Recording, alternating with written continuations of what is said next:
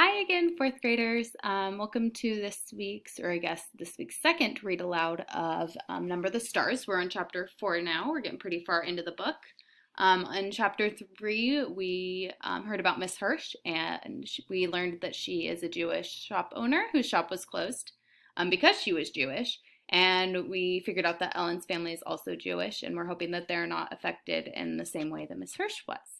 So we're going to continue with chapter 4 today. If I can, there we go. Chapter 4 is called It Will Be a Long Night. And we'll get started. This is just a little bit of a reminder to make sure you're in a quiet spot where you can really focus on this, that you're not playing video games or watching TV while you're doing this, because that's going to make it really hard to pay attention. So I will get started. Alone in the apartment while Mama was out shopping with Kirsty, Anne-Marie and Ellen were sprawled on the living room floor playing with paper dolls. They had cut the dolls from Mama's magazines, old ones she had saved from past years. The paper ladies had old-fashioned hairstyles and clothes, and the girls had given them names from Mama's very favorite book. Mama had told Anne-Marie and Ellen the entire story of Gone with the Wind, and the girls thought it much more interesting and romantic than the king and queen tales that Kirsty loved. "Come, Melanie," Anne-Marie said, walking her doll across the edge of the rug. "Let's dress for the ball." "All right, Scarlett, I'm coming," Ellen replied in a sophisticated voice. She was a talented performer. She often played the lead roles in school dramatics. Games of the imagination were always fun when Ellen played. The door opened and Kirsty stomped in, her face tear-stained and glowering. Mama followed her with an exasperated look and set down a package on the table. "I won't," Kirsty sputtered. "I won't ever wear them. Not if you chain me in a prison and beat me with sticks." Emery giggled and looked questioningly at her mother. Miss Johansson sighed. "I bought Kirsty some new shoes," she explained. "She's outgrown her old ones." "Goodness, Kirsty," Ellen said. "I wish my mother would get me some new shoes. I love new things, and it's so hard to find them in the stores." "Not if you go to a fish store," Kirsty bellowed. "But most mothers wouldn't make their daughters wear ugly fish shoes." "Kirsten," Mama said soothingly, "you know it wasn't a fish store, and we were lucky to find shoes at all." Kirsty sniffed. "Show them," she commanded. "Show Anne-Marie and Ellen how ugly they are." Mama opened the package and took out the pair of little girls' shoes. She held them up, and Kirsty looked away in disgust. "You know there's no leather anymore," Mama explained, but they've found a way to make shoes out of fish skin. I don't think these are too ugly." Anne-Marie and Ellen looked at the fish skin shoes. Anne-Marie took one in her hand and examined it. It was odd looking. The fish scales were visible, but it was a shoe, and her sister needed shoes. "It's not so bad, Kirsty," she said, lying a little. Ellen turned the other over in one hand. "You know," she said, "it's only the color that's ugly." "Green," Kirsty wailed. "I will never ever wear green shoes." "In our apartment," Ellen told her, "my father has a jar of black ink. Would you like these shoes better if they were black?" Kirsty frowned. "Maybe I would," she said finally. "Well then," Ellen told her, "tonight, if your mama doesn't mind, I'll take the shoes home and ask my father to make them black for you with his ink." Mama laughed. "I think that would be a fine improvement. What do you think, Kirsty?" Kirsty pondered. "Could he make them shiny?" she asked. "I want them shiny." Ellen nodded. "I think he could. I think they'll be quite pretty, black and shiny." Kirsty nodded. "All right then," she said, "but you mustn't tell anyone that they're fish. I don't want anyone to know." She took her new shoes, holding them disdainfully, and put them on a chair. Then she looked with interest at the paper dolls. "Can I play too?" Kirsty asked. "Can I have a doll?" She squatted beside Anne-Marie and Ellen on the floor. Sometimes Anne-Marie thought Kirsty was such a pest, always butting in, but the apartment was small. There was no other place for Kirsty to play. And if they told her to go away, Mama would scold. "Here," Anne-Marie said, and handed her sister a cut-out little girl doll. "We're playing Gone with the Wind. Melanie and Scarlett are going to a ball. You can be Bonnie. She's Scarlett's daughter." Kirsty danced her doll up and down happily. "I'm going to the ball," she announced in a high pretend voice. Ellen giggled. "A little girl wouldn't go to a ball. Let's make them go someplace else. Let's make them go to Tivoli." "Tivoli?" Anne-Marie began to laugh. "That's in Copenhagen. Gone with the Wind is in America." "Tivoli, Tivoli, Tivoli," little Kirsty sang, twirling her doll in a circle. "It doesn't matter, because it's only a game anyway," Ellen pointed out. "Tivoli can be over there, by that chair." "Come, Scarlet," she said, using her doll voice. "We shall go to Tivoli to dance and watch the fireworks, and maybe there will be some handsome men there. Bring your silly daughter, Bonnie, and she can ride on the carousel."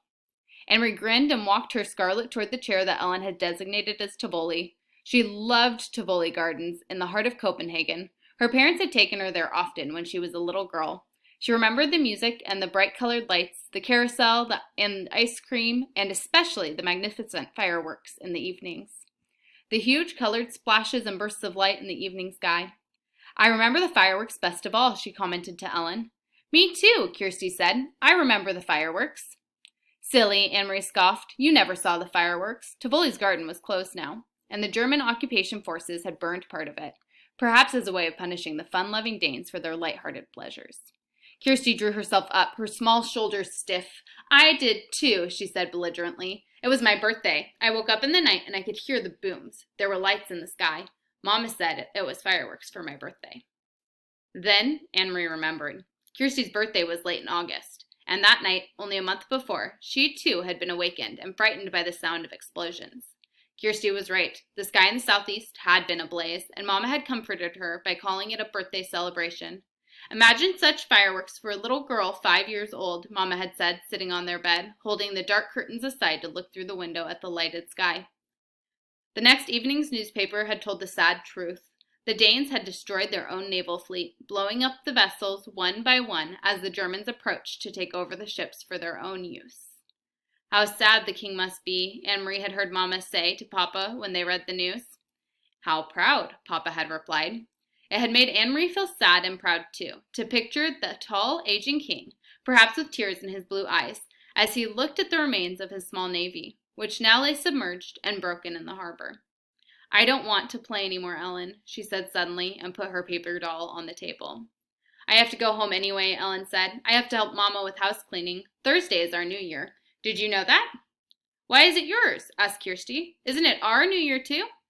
"No, it's the Jewish New Year. That's just for us. But if you want, Kirsty, you can come over that night and watch Mama light the candles."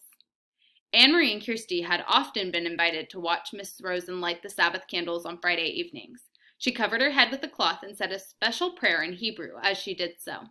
Anne-Marie always stood very quietly, awed to watch. Even Kirsty, usually such a chatterbox, was always still at the time.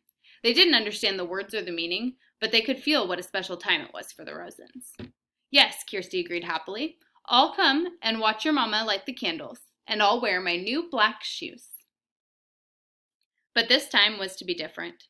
Leaving for school on Thursday with her sister, Anne-Marie saw the Rosens walking to the synagogue early in the morning, dressed in their best clothes. She waved at Ellen, who waved happily back. "Lucky Ellen," Anne-Marie said to Kirsty. "She doesn't have to go to school today. But she probably has to sit very, very still, like we do in church," Kirsty pointed out. "That's no fun." That afternoon, Miss Rosen knocked on their door, but didn't come inside. Instead, she spoke for a long time in a hurried, tense voice to Anne-Marie's mother in the hall. When Mama returned, her face was worried, but her voice was cheerful. "Girls," she said, "we have a nice surprise. Tonight Ellen will be coming to stay overnight and to be our guest for a few days. It isn't often that we have a visitor." Kirsty clapped her hands in delight. "But Mama," Kirsty said in dismay, "it's their New Year. They were going to have a celebration at home. Ellen told me that her mother managed to get a chicken someplace, and that she was going to roast it, their first chicken in a year or more." "Their plans had changed," Mama said briskly. "Mr. and Mrs. Rosen have been called away to visit some relatives, so Ellen will stay with us. Now let's get busy and put clean sheets on your bed. Kirsty, you may sleep with Mama and Papa tonight, and we'll let the big girls giggle together by themselves." Kirsty pouted, and it was very clear that she was about to argue. "Mama will tell you a special story tonight," her mother said, "one just for you." "About a king?" Kirsty asked dubiously. "About a king, if you wish," Mama replied. "All right, then, but there must be a queen, too," Kirsty said. Though Miss Rosen had sent her chicken to the Johansons, and Mama made a lovely dinner, large enough for second helpings all around, it was not an evening of laughter and talk. Ellen was silent at dinner. She looked frightened. Mama and Papa tried to speak of cheerful things, but it was clear that they were worried, and it made Anne-Marie worry too. Only Kirsty was unaware of the quiet tension in the room. Swinging her feet in her newly blackened and shiny shoes, she clattered and giggled during dinner. Early bedtime tonight, little one, Mama announced after the dishes were washed. We need extra time for the long story I promised about the king and queen. She disappeared with Kirsty into the bedroom. What's happening? Anne-Marie asked when she and Ellen were alone with Papa in the living room. Something's wrong. What is it? Papa's face was troubled. I wish that I could protect you children from this knowledge, he said quietly. Ellen, you already know. Now we must tell Anne-Marie. He turned to her and stroked her hair with his gentle hand. This morning at the synagogue, the rabbi told his congregation that the Nazis have taken the synagogue's lists of all the Jews. Where they live, what their names are. Of course, the Rosens were on that list, along with many others. Why? Why did they want those names? They plan to arrest all the Danish Jews. They plan to take them away, and we have been told that they may come tonight. I don't understand. Take them where? Her father shook his head. We don't know where, and we don't really know why. They call it relocation. We don't even know what that means. We only know that it is wrong, and it is dangerous, and we must help. Anne-Marie was stunned. She looked at Ellen and saw that her best friend was crying silently. Where are Ellen's parents? We must help them too. It couldn't take all three of them, or we could take all three of them. If the Germans came to search our apartment, it would be clear that the Rosens were here. One person we can hide, not three. So Peter has helped Ellen's parents to go elsewhere. We don't know where. Ellen doesn't know either, but they are safe. Ellen sobbed aloud and put her face in her hands. Papa put his arm around her. They are safe, Ellen. I promise you that. You will see them again quite soon. Can you try to believe my promise? Ellen hesitated, nodded, and wiped her eyes with her hand. But Papa, Anne-Marie said, looking around the small apartment, with its few pieces of furniture, the fat stuffed sofa, the table and chairs, the small bookcase against the wall. You said that we would hide her. How can we do that? Where can she hide? Papa smiled. That part is easy. It will be as your mama said. You two will sleep together in your bed, and you may giggle and talk and tell secrets to each other. And if anyone comes... Ellen interrupted him. Who might come? Will it be soldiers, like the ones on the corners? Anne-Marie remembered how terrified Ellen had looked the day when the soldier had questioned them on the corner. I really don't think anyone will, but it never hurts to be prepared. If anyone should come, even soldiers, you two will be sisters. You are together so much, it will be easy for you to pretend that you are sisters.